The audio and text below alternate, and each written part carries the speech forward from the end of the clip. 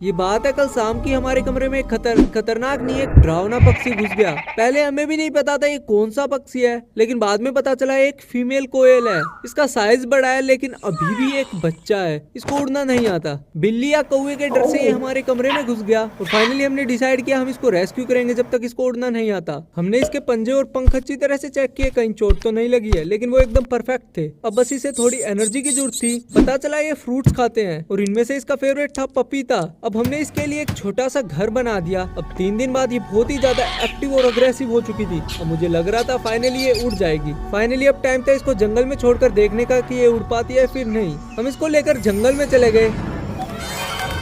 oh yes,